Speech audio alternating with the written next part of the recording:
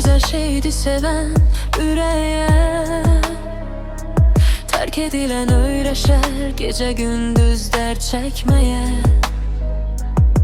Ne sevebilirəm, ne de sevilirəm, karşı hislərə her gün değişirəm. İçimde savaş var, susmur düşüncem.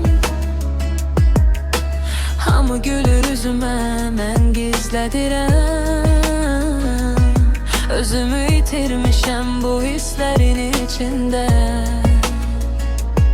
Bir yanım buz kimidi, bir yanım alov yenə. Geceler danışır divarlar mənimlə, xatirələr gəlir yenə gizlicə. Ürəyim yorulub saxta sevgidən, inanmaq çətindir artıq heç kimə.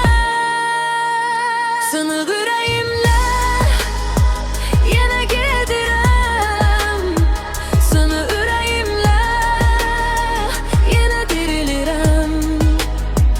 Hər kəs bir gün gedər, bunu bildim mən. Sınıq ürəyimlə yenə yaşayıram. Yenə yaşayıram.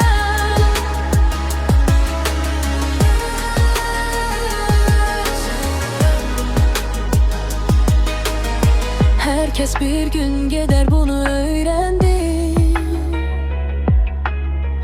Düşe düşe ayakta kalmamı seçtim. İndi öz yolumda tek adımlayıram. Sınıq yüreğimle yine yaşayaram. Adını çekip susuram içimde. Koymur geçmiş mənə rahat bir günde. Ama bu yara məni yerə salmır. Her ağrı bir sabahı doğurur yenə.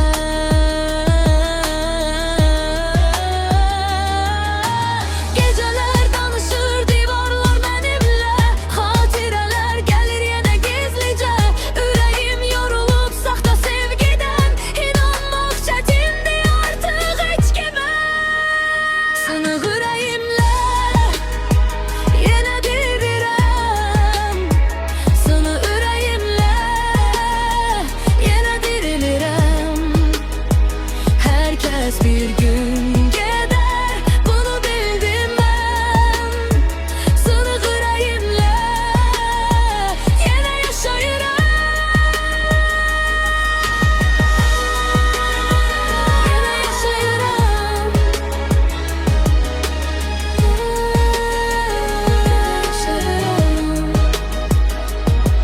Bir yanım susur, bir yanım qışqırır. Bu qırıq sevda məni belə yetiştirir.